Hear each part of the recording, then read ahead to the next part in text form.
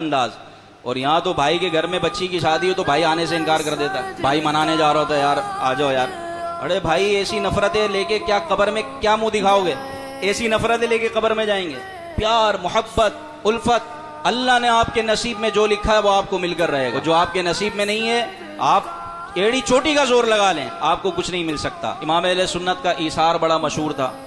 آپ رحمۃ اللہ تعالی علیہ کے والد ماجد نے جو ہے وہ جائیداد کی تقسیم کاری میں ایک پیپر تیار کیا, اور آپ نے آپ کے 3 صاحبزادے تھے. سب سے بڑے اعلیٰ حضرت تھے, اس کے بعد حسن رضا خان صاحب تھے, اس کے بعد رضا خان صاحب تھے, یعنی آپ ٹوٹل 3 بھائی تھے. تو آپ کے والد صاحب نے تحریر تیار کی, اس میں سب سے زیادہ حصہ آپ نے اعلیٰ حضرت کا لکھا اور کہا کہ بقیہ کو یہ حصہ دے دیا جائے, اور اپنے حصے میں سے مزید یہ دونوں بھائی 50-50 روپے ہر ماہ احمد رضا کے حوالے کریں. 50 روپے اس دور کی بات کر رہا ہوں, 100 سال پہلے. 107واں عرس آئے گا اعلیٰ حضرت کا. ابھی جو عرس منائیں گے ہم وہ 107واں عرس ہوگا, تو آپ 107 سال پہلے چلے جائیں. اس دور میں 50 روپے کی بڑی اہمیت تھی, چونکہ آپ زمیندار تھے, زمینیں تھیں.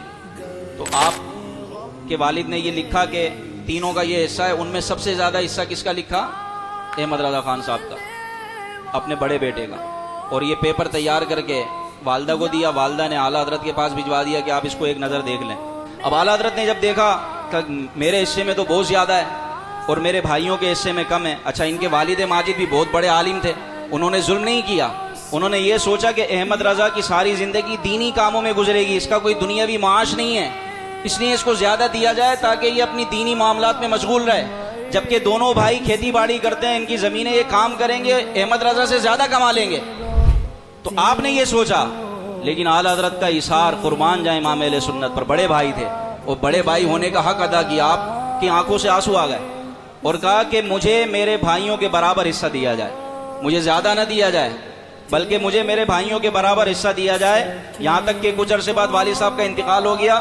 آپ کے والد نے اس کو ایکسیپٹ نہیں کیا, والد کا سب انتقال ہو گیا تو والدہ کے ہاتھ میں آیا سب.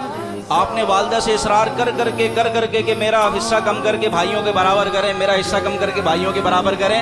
یہاں تک کہ آپ نے کروا کے چھوڑا اور بھائیوں کے برابر حصہ کروایا.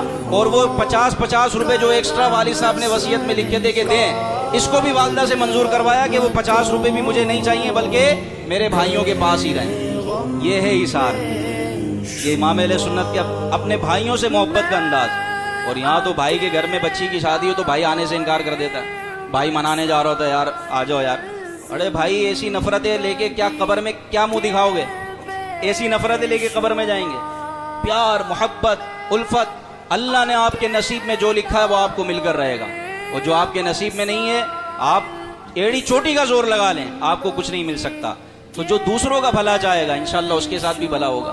تو اس بس ایثار کے جذبے کو آپ یاد رکھیں کہ امام اہل سنت نے اپنے بھائیوں کا کتنا خیال کیا.